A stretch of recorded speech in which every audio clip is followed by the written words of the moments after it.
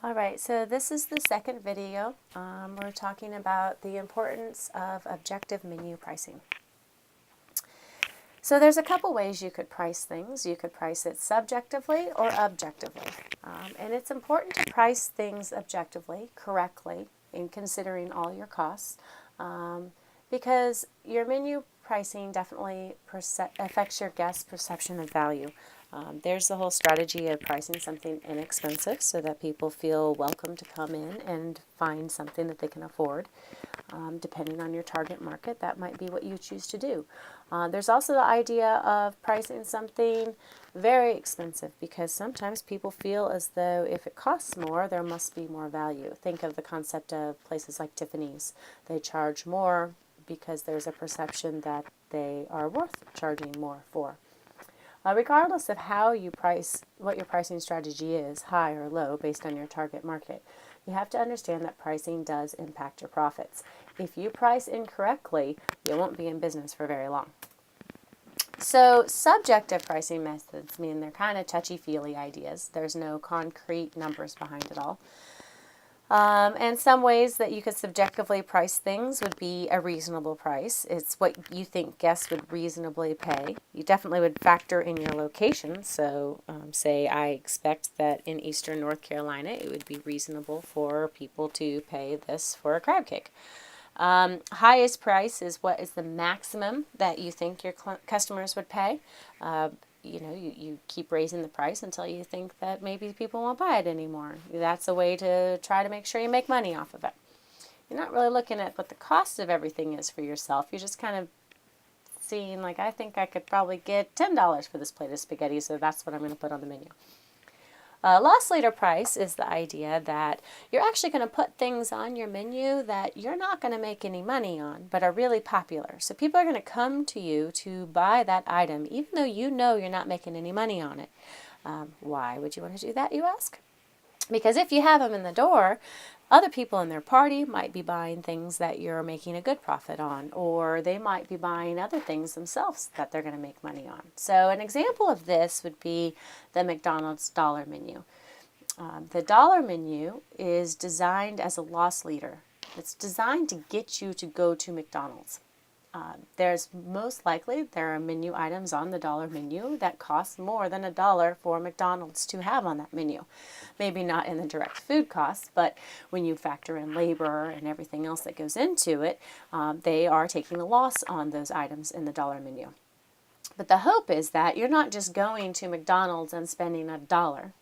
You're going to go there, and while you're there, you might buy a milkshake, or you're going to fill up the rest of the order with people in the car and what they want. Maybe they're not ordering off the dollar menu. They don't expect you to come in there and just order a single item on the dollar menu. Some people do, but their objective is to get you in the door.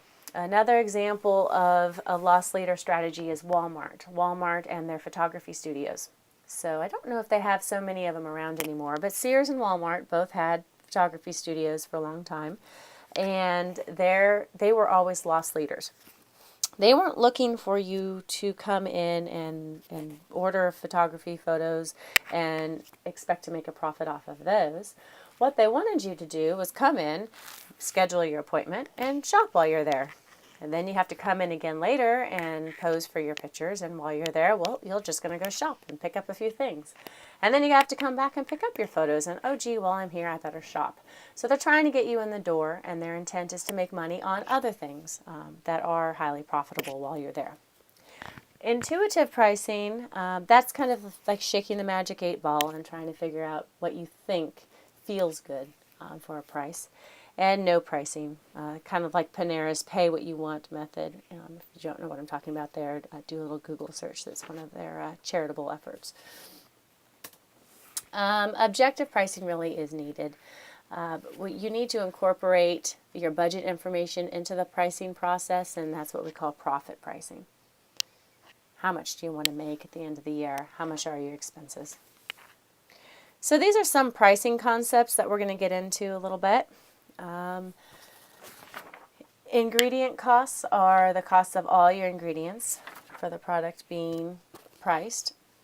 Multiplier is where you use some sort of arbitrary multiplier and then you calculate the base selling price, the BSP, based on 40% or whatever your multiplier would be.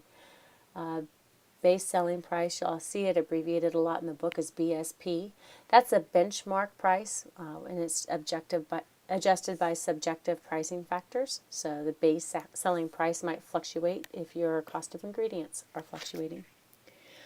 Prime ingredient costing is based on the prime ingredient in such as an entree. Maybe you're picturing lobster as your prime ingredient. That's a costly ingredient, so it's going to have a pretty big factor on how you're assessing the price for that menu item.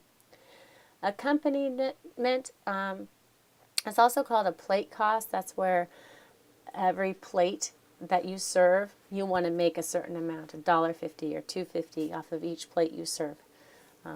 So you add up all your food costs and then you just throw on an extra $1.50 or $2.50 when you come up with your menu price. Contribution margin is the revenue minus the food cost, and don't worry, we're going to go over some examples of each of these. A ratio pricing, you look at a relationship between a couple factors and you come up with a ratio and you multiply your food cost by that ratio. So an example would be the rate of food cost to all other costs. So non-food cost is NFC and a profit. And then prime costs, we're looking at our product costs plus our labor costs. So these are just different methods that we can use. So there's not just one way you come up with a menu price. You can come up with it using all of those different ways. When you are looking at costing procedures, you want to use a standard recipe. Standard recipes are recipes that you have already converted to make 100 servings or whatever you need to. Standard recipes have the benefit of being quite consistent. Pre-costing with current costs, you can figure out what your cost is going to be using your standard recipe, but you have to make sure that you're using current costs. Prices on some key items fluctuate quite a bit. And you have to make sure that you go to all that effort of having the standard recipe and your pre-costing. You better make sure that the standard recipes are actually being used. So let's look at this simple markup methods. These are ingredient markup, prime ingredient markup, and markup with accompaniment. Remember we talked about plate costs. This is the ingredient markup method. First you determine your ingredient costs. Then you determine a multiplier. So in this example, we're arbitrarily using a 40% multiplier. And then you multiply it to yield the base selling price. So in this case, our desired food cost percentage is 40%. That's what we want to have. That's just an arbitrary number that is already given based on other calculations. For this example, it's already given. So you divide 1 divided by that food cost percentage expressed as a decimal. And then you have 2.5 and you times it by 325. In this case, it was arbitrarily given to us that our standard food cost was $3.25. So our base selling price on this ingredient markup method would be $8.30. Okay. If we wanted to look at the prime ingredient markup method, we're only using the food cost of a prime ingredient. We're not adding up all those little spices or whatnot. We're just looking at the prime ingredient. We have 1.59 divided by our prime ingredient times 5.22 divided by our multiplier. And in this case, we have a base selling price of $8.30. The book does a very good job of explaining these as well. Markup accompaniment. This is our entree cost. It's $3.15, and we're adding the plate cost. Remember, this markup accompaniment was just that plate cost concept. Every plate that we serve, we want to make $1.25 off of. So we come up with $4.40. If we multiply it by our markup, we come up with $14.52 for our base selling price. Contribution margin. We need to understand our budget in order to use this. You need to have an accurate forecast of the expected number of guests, and you would usually find this in your sales history, or just sales history from years before, or how your restaurant tends to do. Different times a year, you're going to have a different number of guests, especially around here. NFC stands for non-food costs, so that's everything, all our costs except for food, and then you add in your profit. This is non-food costs to include all your variable costs and your fixed costs. The whole idea is how much does each menu item contribute toward the non-food costs. That's kind of how we're coming up with this contribution margin. What is its contribution to the non-food cost? So in this method, we get an average CM, an average contribution margin. So here are our food costs, our non-food costs, sorry. We want to make $24,000. We expect 85,000 guests, and we divide them together, and this is our contribution margin, $3.75. We add that to the food cost. See, this food cost number was right here, and we come up with a base selling price of $7.35. So again, the contribution margin kind of looks at how much each item contributes toward footing the bill and keeping the lights on. Ratio pricing determines the ratio of all food costs to all non-food costs plus the profit. This is the assumption that each guest should be contributing the same share of non-food costs.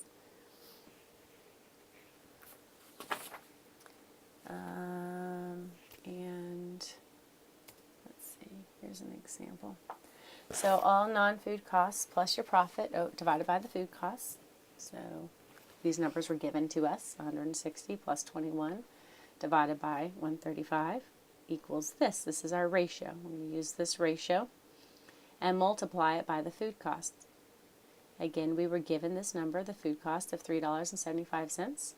We're going to multiply it by this ratio that we created, and we're going to come up with $5.03. We're not done there.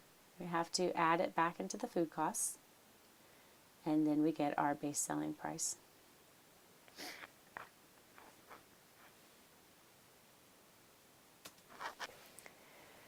The simple cost method is based on the assumption that items that use more labor will cost more, and items that are quick have less of a percentage of the non-food costs. So it's sort of the idea that you're charging customers for what they use rather than the seat tax method of the contribution margin.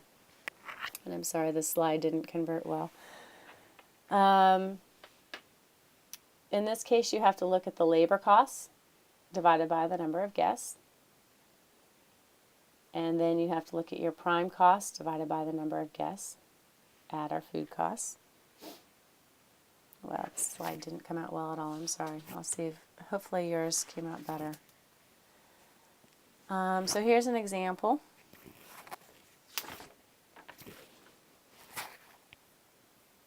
Here's our menu item food costs, our labor costs, our number of guests, our desired food prime cost percentage. This is all information you'd be given to solve the problem. So the first thing we have to do is take the labor cost divided by the number of guests. So all of our labor, all of our employees, cost is $210,000, and we're expecting 75,000 guests. So each guest is $2.80 is labor cost per guest. Then we look at the prime cost per guest. Here's our labor, that came from right here, plus our food costs, which was given to us up here, and that equals $6.55. So this is our prime cost per guest. Then we come up with our base selling price. We use this prime cost per guest, this number right here, and we divide it by the desired prime costs, which was given to us at 62% over here, and we get a $10.50 base selling price. And using these different methods, it's easy to get accurate information if your budget is accurate, if your sales history is accurate. You can tell the problems that kind of are generated with these types of cost method is this number of guests and the labor costs. Sometimes these things vary. It's hard to predict the number of guests in some restaurants. Depending on how stable you are, this number could be really off. And then all of a sudden your base selling price is off on all your menu items. Menu engineering. Let's see, what did I want to talk about? We talked a little bit about elastic and inelastic demand of menu items. That is mentioned in your book. Make sure you pay attention to that. Elasticity of demand is how demand responds to price. So something that's price sensitive is considered elastic, and something that's not price sensitive would be inelastic. So it's kind of an economics term, elastic, inelastic. So if something's very price sensitive, it's elastic. If it's not price sensitive, it's inelastic.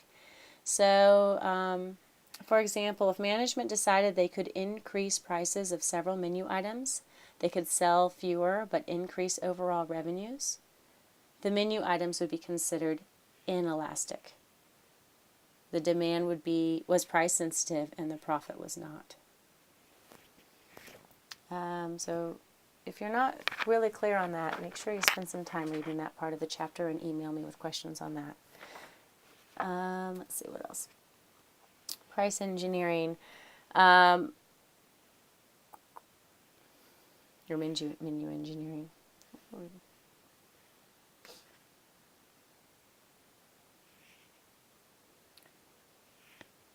Let's see. I'm trying to remember what else I wanted to talk about in here.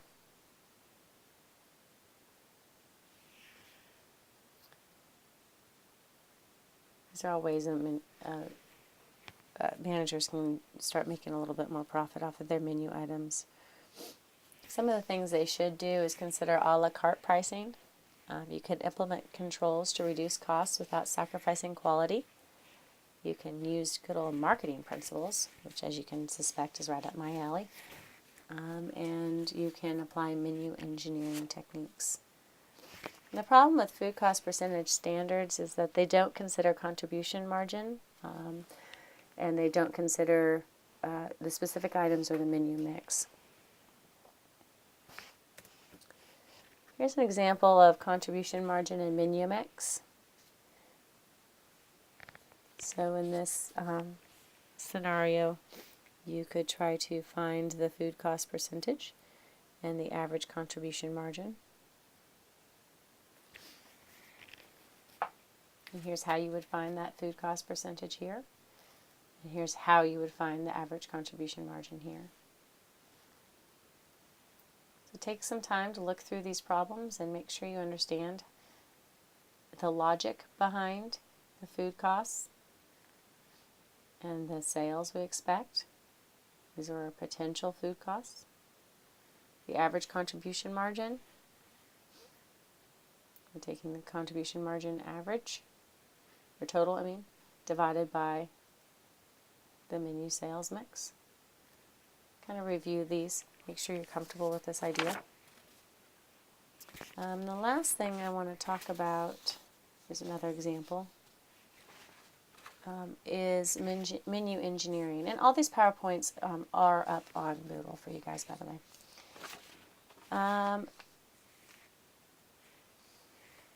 If you have highly profitable items, you want people to buy them.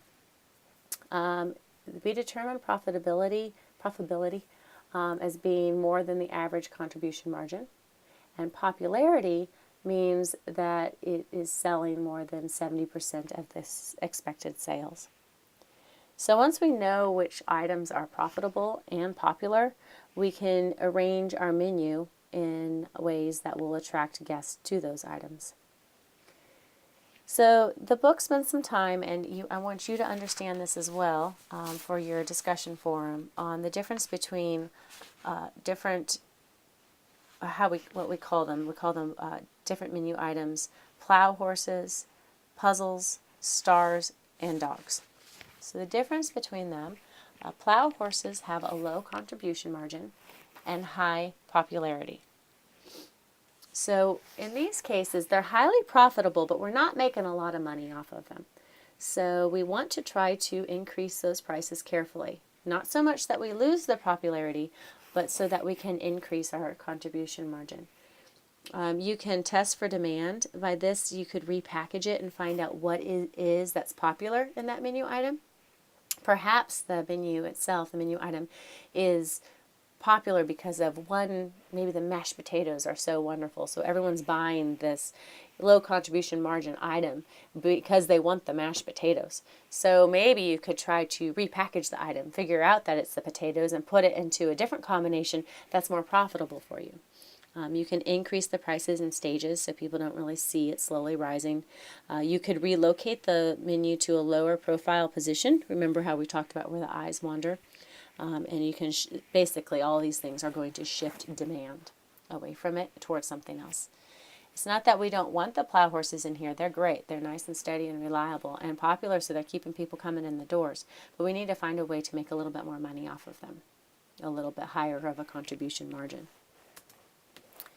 Other things we can do, we can provide better value alternatives, hold the current prices, combine with lower costs, look at the direct labor, see if we can cut down on what the direct labor costs are, maybe make things a little bit less labor intensive.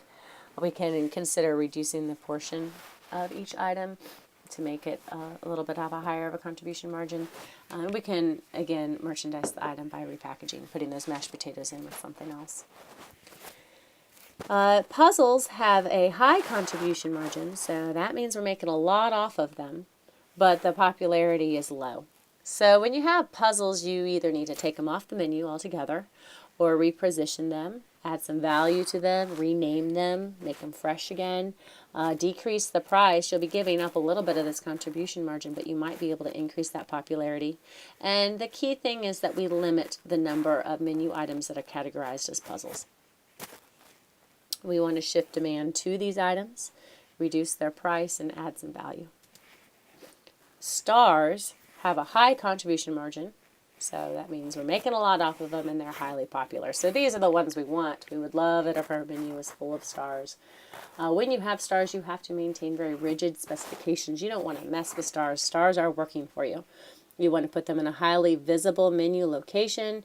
Make sure you test for price and elasticity. Use some superstars, kind of hype them up a little bit. Use suggestive selling techniques. Have the waitresses or waitstaff, suggestively, encourage people to try that menu item so that you increase sales, because these are profitable and popular. And merchandise them. Make yourself known for these things. Dogs are a problem. We do not want dogs on our menu. Dogs have a low contribution margin, so we're not making very much off of them, and they're not popular. So why are they there? We need to eliminate them. If we insist on having them there because it's Great Grandma Jones' recipe, then we just need to raise the price, try to increase that contribution margin. We could replace them, substitute with them with something different. Basically, we need to manage them. The last slide I'll just talk on is menu engineering and menu evaluation. We're looking at the contribution margin of all of our menu prices, and when we see these stars and dogs, we want to know what is popular in our restaurant and what is making us money. So we need to increase the popularity of the stars, of the things that are giving us a high contribution margin, and try to eliminate or hide the things that are not giving us a lot of money. I hope that helps a little bit, and I will see you guys all next week on January 28th for our lecture as a class. We will try to be covering Chapter 4 on Wednesday.